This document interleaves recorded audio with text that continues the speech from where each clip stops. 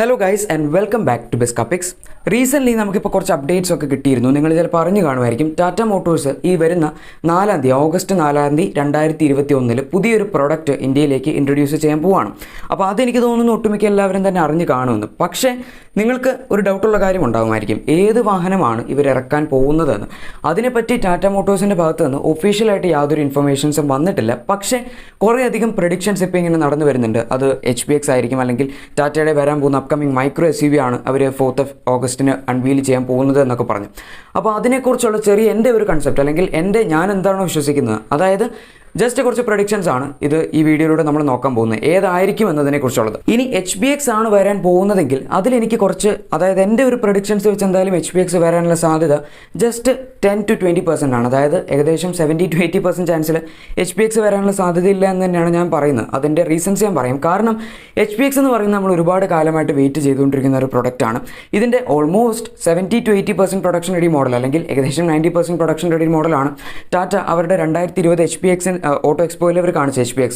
അപ്പോൾ ഇതൊരു കോൺസെപ്റ്റ് മോഡലാണ്. പക്ഷേ ഇത്രയധികം വെയിറ്റിങ്ങിനും ഇത്രയധികം ടെസ്റ്റിംഗ് ഒക്കെ നടക്കുന്ന ഈ ഒരു വാഹനത്തിൻ്റെ പേര് അവർ ഇതുവരെ റിവീൽ ചെയ്തിട്ടില്ല. അത് നമുക്ക് എല്ലാവർക്കും അറിയാം. കുറച്ച് റൂമേഴ്സൊക്കെ ഉണ്ട്, ഹോൺബിൽ നിന്നായിരിക്കും, ടിമേറോ എന്നായിരിക്കും, അങ്ങനെ ഒരുപാട് പേരുകളുടെ റൂമേഴ്സ് വരുന്നുണ്ട്. പക്ഷേ അതല്ലാതെ ടാറ്റയായിട്ട് ഒഫീഷ്യലി ഇതുവരെ ഒരൊറ്റ പേര് പോലും കൺഫേം ചെയ്ത് പറഞ്ഞിട്ടില്ല. ഇനി അതവിടെ നിൽക്കട്ടെ, ഇത്രയധികം ഹൈപ്പ് ഇപ്പം തന്നെ ഉള്ളൊരു വാഹനമാണല്ലോ HPX.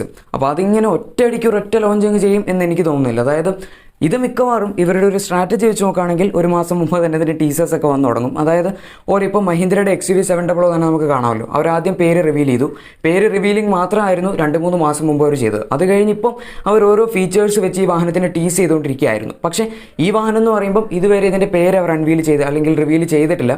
ഇതിൻ്റെ ഫീച്ചേഴ്സ് പിന്നെ പോട്ടെ, അതങ്ങനെ ടാറ്റ ഇതുവരെ അങ്ങനെ ചെയ്യുന്നത് ഞാൻ കണ്ടിട്ടില്ല. പക്ഷേ എന്തായാലും പേര് പോലും റിവീൽ ചെയ്യാത്തൊരു വാഹനത്തിൻ്റെ ലോഞ്ച് അവരെന്തായാലും ഇനി വരാൻ പോകുന്ന 7-8 ദിവസം കൊണ്ട് ചെയ്യും എന്നെനിക്ക് തോന്നുന്നില്ല. ഇതിൻ്റെ ഒരു കണക്ക് വെച്ച് എന്തായാലും പുതിയ മൈക്രോ SUV എന്ന് പറയുന്ന സെഗ്മെൻ്റ് ആണ്. അപ്പോൾ ആ കാര്യങ്ങളെല്ലാം ആൾക്കാരെ കൃത്യമായിട്ട് A to Z അറിയിച്ചിട്ട് തന്നെ ഇതിൻ്റെ ലോഞ്ച് നടത്തുള്ളൂ എന്നാണ് എനിക്ക് തോന്നുന്നത്. ആൻഡ് ഇത് ആദ്യം നടത്തുകയാണെങ്കിൽ തന്നെ ഒരിക്കലും അവർ ലോഞ്ചായിട്ട് നടത്തും എന്നും എനിക്ക് തോന്നുന്നില്ല. കാരണം ആദ്യം ഏതൊരു വാഹനം ഇറക്കുകയാണെങ്കിലും അതിൻ്റെ അൺവീലിംഗ് പ്രോസസ്സ് ആയിരിക്കും നടക്കുന്നത്. ഈ ഒരു വാഹനം ഇതുവരെ 100% പ്രൊഡക്ഷൻ റെഡി മോഡൽ എന്ന പേരിൽ അവർ ഇതുവരെ ഒരു സ്ഥലത്തും കാണിച്ചിട്ടില്ല. ഇനി കറക്റ്റായിട്ട് ഞാൻ എക്സ്പെക്ട് ചെയ്യുന്ന HPXൻ്റെ ലോഞ്ച് നിങ്ങളെ അറിയിക്കാനാണെങ്കിൽ ഞാൻ പറയാം, എൻ്റെ എക്സ്പെക്ടേഷൻസ് അല്ലെങ്കിൽ പ്രഡിക്ഷൻസ് ആണെന്ന് വേണമെങ്കിൽ കൂട്ടിക്കോളൂ. HPXൻ്റെ unveiling may be somewhere around October to സെപ്റ്റംബറിൽ നടക്കാനാണ് സാധ്യത, അല്ലെങ്കിൽ ഒക്ടോബറിന് ശേഷം നടക്കാനാണ് സാധ്യത. പിന്നെ ലോഞ്ചിലേക്ക് വരുമ്പോൾ എന്തായാലും ഡിസംബർ കഴിഞ്ഞിട്ട് ഉണ്ടാവുള്ളൂ എന്നാണ് എനിക്ക് തോന്നുന്നത്. എന്തായാലും ഇനി HPX അവിടെ നിൽക്കട്ടെ, മറ്റുള്ള പോസിബിലിറ്റീസ് നോക്കുകയാണെങ്കിൽ, അതായത് ഏതൊക്കെ വാഹനങ്ങൾ ഇനി ഇവർക്ക് കൊണ്ടുവരാം എന്ന് നോക്കുകയാണെങ്കിൽ, ആദ്യത്തേത് ഓഫ് കോഴ്സ് ടാറ്റ ഹാരിയറിൻ്റെയും അതുപോലെ തന്നെ സഫാരിയുടെയും പെട്രോൾ മോഡൽസ് വേണമെങ്കിൽ ഇവർക്ക് അവതരിപ്പിക്കാം. അതുപോലെ തന്നെ സഫാരിയുടെ ഒരു 4x4 വേരിയൻറ്റ് അല്ലെങ്കിൽ അങ്ങനെ എന്തെങ്കിലുമൊക്കെ പ്ലാൻ ചെയ്യുന്നുണ്ടോ എന്ന് നമുക്കറിയില്ല.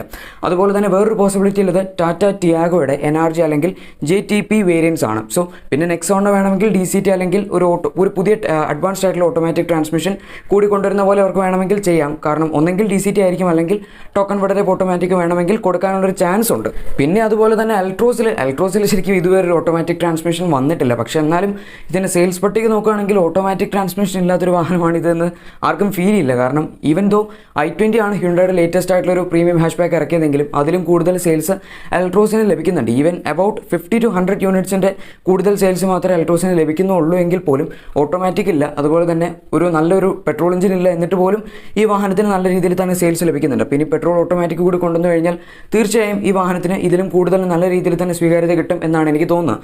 അപ്പോൾ അൾട്രോസിൻ്റെ ഓട്ടോമാറ്റിക് വേരിയൻറ്റ് അത് ഒരുപക്ഷെ AMT ആവാം, അല്ലെങ്കിൽ ടോക്കൺ കൺവേർട്ടർ ആവാം. ടോക്കൺ കൺവേർട്ടർ ആയിരിക്കാൻ സാധ്യതയില്ല, MT ആയിരിക്കും. അപ്പോൾ അതെന്തായാലും അടുത്ത ഒരു പോസിബിലിറ്റി ആണ്. ഇതൊക്കെ തന്നെയാണ് എനിക്കിപ്പോൾ തോന്നിയിട്ടുള്ള കുറച്ച് പോസിബിലിറ്റീസ്.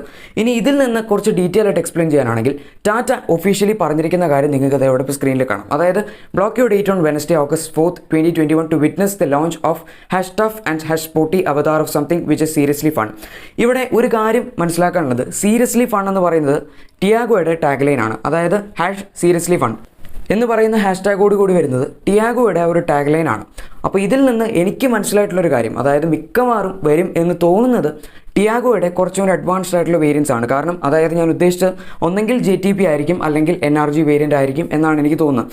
NRG എന്ന് പറയുമ്പം ഓഫ് കോഴ്സ് കുറച്ചൊരു ബോഡി കിറ്റ് കയറ്റിയ പോലത്തെ ഒരു വാഹനമായിരുന്നു. പക്ഷേ JTP എന്ന് പറയുമ്പം അതിൽ കുറച്ച് ഡിസൈൻ അല്ലെങ്കിൽ കോസ്മെറ്റിക് ചേഞ്ചസ് ഉണ്ടായിരുന്നു, അതുപോലെ തന്നെ പുതിയൊരു എഞ്ചിൻ ഉണ്ടായിരുന്നു. ഇവിടുത്തെ കണ്ടീഷൻസ് വെച്ച് നോക്കുകയാണെങ്കിൽ, ഇവർ പറഞ്ഞ കാര്യങ്ങൾ വെച്ച് നോക്കുമ്പം എനിക്ക് തോന്നുന്നു ഒന്നെങ്കിൽ ഇത് ടിയാഗോയുടെ എന്തെങ്കിലും ഒരു സ്പോർട്ടിയ വേർഷൻ ആയിരിക്കും, അല്ലെങ്കിൽ ടിയാഗോയുടെ NRG ആയിരിക്കുമെന്ന്. കാരണം ഇവരിപ്പോൾ പറഞ്ഞിരിക്കുന്നതിൽ സ്പോർട്ടി എന്ന് പറയുന്ന ഒരു ടാഗ് ലൈൻ കൂടി ഇവർ കൊടുത്തിട്ടുണ്ട്. അപ്പോൾ എന്തായാലും ടിയാഗോയുടെ പെട്രോൾ എഞ്ചിൻ പലരും കംപ്ലയിൻറ്റ് പറയാറുണ്ട്. അതായത് complaint in the sense power കുറവാണെന്ന് പലരും പറയാറുണ്ട്. ഇപ്പോൾ ഈ ഒരു സെഗ്മെൻറ്റിൽ മറ്റുള്ള വാഹനങ്ങൾ നോക്കുകയാണെങ്കിൽ, ഫോർ എക്സാമ്പിൾ ഇപ്പോൾ വാഗണാർ നോക്കുകയാണെങ്കിൽ, വാഗണാറിൽ 1.2 ലിറ്റർ എഞ്ചിൻ കൂടി വന്നതോടെ വളരെയധികം പെപ്പി ആയിട്ടുള്ളൊരു വാഹനമായി മാറി. പക്ഷേ ടിയാഗോ ഇപ്പോഴും കുറച്ചധികം പിന്നോട്ടാണ് അതിൻ്റെ ഓവറോൾ ഔട്ട്റൈറ്റ് പെർഫോമൻസിൻ്റെ കാര്യം എടുക്കുകയാണെങ്കിൽ തീർച്ചയായും. അപ്പോൾ അതുകൊണ്ട് തന്നെ ഒരു പക്ഷേ അവർക്ക് വേണമെങ്കിൽ ഈ ഒരു വാഹനത്തിൽ ഇപ്പോൾ നിലവിൽ അൾട്രോസിൽ കൊടുത്തിരിക്കുന്ന ഒരു 1.2 ലിറ്റർ ടെർബോ എഞ്ചിൻ കൊടുക്കാം. അത് എനിക്ക് തോന്നുന്നു കുറച്ചും കൂടെ പവർ കുറവായിരിക്കും ഇതിൽ വരുമ്പോൾ. അൾട്രോസിലുള്ളത് 110 PS പവറും 140 Nm ടോർക്കുമാണ്. അത്ര എന്തായാലും ഈ ഒരു ചെറിയ വാഹനമായി ടിയാഗോയിൽ അവർ കൊടുക്കില്ല. കുറച്ചും കൂടെ പവർ തീർച്ചയായും ഡീഗ്രേഡ് അല്ലെങ്കിൽ കുറച്ചും കൂടി ഡീറ്റ്യൂൺ ഈ ഒരു എഞ്ചിൻ തീർച്ചയായും ചെയ്യും.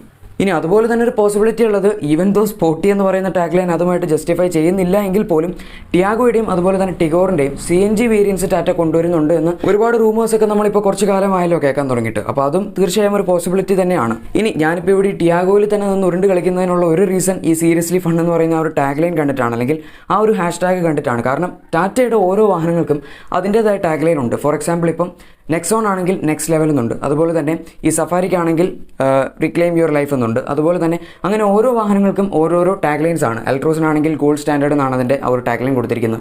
അപ്പോൾ ഇങ്ങനത്തെ ഓരോ പോസിബിലിറ്റീസ് വെച്ചിട്ടാണ് നമ്മൾ എക്സ്പ്ലെയിൻ ചെയ്യുന്നത്. ഇനി അതുപോലെ തന്നെ അടുത്തൊരു പോസിബിലിറ്റി ആയി ഹാരിയറിൻ്റെ പെട്രോളിലേക്ക് വരികയാണെങ്കിൽ, ഹാരിയറിൻ്റെ പെട്രോൾ ആക്ച്വലി കുറച്ച് കാലമായി ടെസ്റ്റിങ്ങിലൊക്കെ നമ്മളിങ്ങനെ സ്പോട്ട് ചെയ്തുകൊണ്ട് വരുന്നു.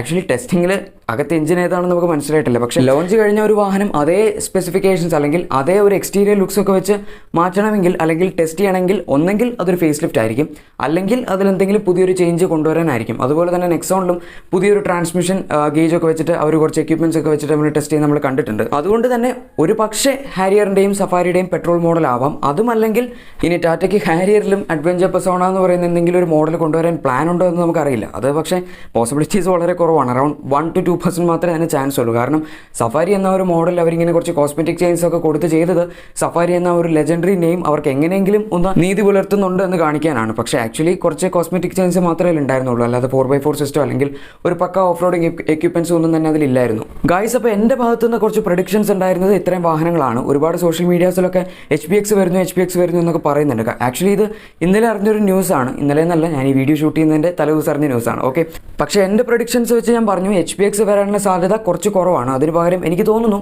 ടിയാഗോയുടെ എന്തെങ്കിലും കുറച്ച് മെച്ചോർഡായിട്ടുള്ള വേരിയൻസ് കൊണ്ടുവരാനായിരിക്കും അവരുടെ പ്ലാൻ എന്ന്. പക്ഷേ ഓഫ് കോഴ്സ് നിങ്ങൾ എന്താണ് വിചാരിക്കുന്നത്, അതായത് നിങ്ങൾ എന്താണ് 4th of August ടാറ്റ പുതിയതായിട്ട് അവതരിപ്പിക്കാൻ പോകുന്നത് എന്ന് പ്രെഡിക്റ്റ് ചെയ്യുന്നതെന്ന് നിങ്ങൾ തീർച്ചയായും താഴെ കമൻസിൽ പറഞ്ഞോളൂ. നമ്മുടെ ഇന്നത്തെ വീഡിയോ എല്ലാവർക്കും ഇഷ്ടമായി കാണും എന്ന് തന്നെ വിചാരിക്കുന്നു. വീഡിയോ ഇഷ്ടപ്പെട്ടെങ്കിൽ മറക്കാതെ തന്നെ ലൈക്ക് ചെയ്തേക്കുക. ഇതുപോലുള്ള വാഹനങ്ങളുടെ കൂടുതൽ അപ്ഡേറ്റ്സും ഡീറ്റെയിൽസും എല്ലാം നിങ്ങൾക്ക് തന്നെ ആദ്യം ലഭിക്കാൻ താല്പര്യമുണ്ടെങ്കിൽ മറക്കാതെ തന്നെ ചാനൽ സബ്സ്ക്രൈബ് ചെയ്ത് സൈഡിൽ കൊടുത്തിരിക്കുന്ന ബെൽ ബട്ടൺ കൂടെ പ്രസ് ചെയ്ത് അതോടെ നോട്ടിഫിക്കേഷൻസ് ആക്കി വെച്ചേക്കാം. അപ്പോൾ നിങ്ങൾക്ക് ഞങ്ങളുടെ അപ്കമിംഗ് വീഡിയോസിൻ്റെ അപ്ഡേറ്റ്സ് എല്ലാം നോട്ടിഫിക്കേഷൻ ആയിട്ട് തന്നെ ലഭിക്കുന്നതായിരിക്കും. Thank you for watching my video.